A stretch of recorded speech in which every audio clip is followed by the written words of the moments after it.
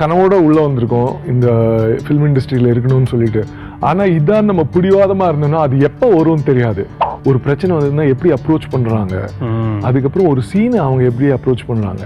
So கிட்டத்தட்ட ஒரே மாதிரி ஒரு சோக சீனா ஒரே மாதிரி சீனை பல டைரக்டர்ஸ் வந்து வேற வேற மாதிரி எப்படி எடுக்கிறாங்க. மனக்கோலத்துல இப்படி கண்ணீரும் கம்பளையுமா நிக்கிறானே அப்படின்னு அந்த டயலாக் ஞாபகத்துல இருக்கா?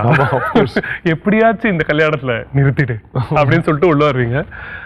இட்ஸ் பீன் அந்த கிருஷ்ணா இப்போ இந்த கிருஷ்ணகுமார் ராமகுமார் அங்க போய் அந்த 5 ஸ்டார்ல இருக்கிற அந்த முருகர் கோயில் ஆப்போசிட்ல இருக்கிற கிருஷ்ணா கிட்ட என்ன சொல்லுவாரு? தேங்க்ஸ் சொல்லுவாரு.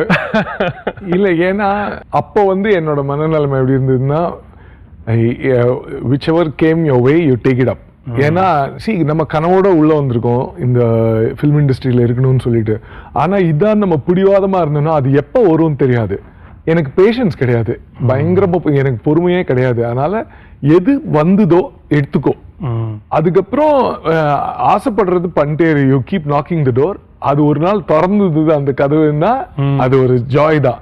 அதுக்காக வந்ததை எடுத்துக்காம. ஏன்னா இப்போ ஆக்டிங் வந்து நான் அப்படிதான் மணி சார் கிட்ட அசிஸ்டண்டா சேரணும்ட்டு ஆசைப்பட்டு போய் கட்சியில சுசி கணேசன் சார் என்னை பார்த்து ஆக்டர் ஆக்கி விட்டாருன்னா அது வேணான்னு சொல்லாது.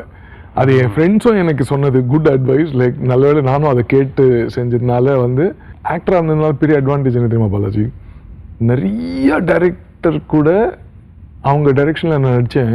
அப்போ அவங்க எப்படியெல்லாம் அவங்க ஸ்டைல், அப்புறம் ஒரு பிரச்சனை வந்ததுன்னா எப்படி அப்ரோச் பண்றாங்க, அதுக்கப்புறம் ஒரு சீனை அவங்க எப்படி அப்ரோச் பண்றாங்க. ஸோ கிட்டத்தட்ட ஒரே மாதிரி ஒரு சோக சீனா ஒரே மாதிரி சீனை பல டைரக்டர்ஸ் வந்து வேற வேற மாதிரி எப்படி எடுக்கிறாங்க.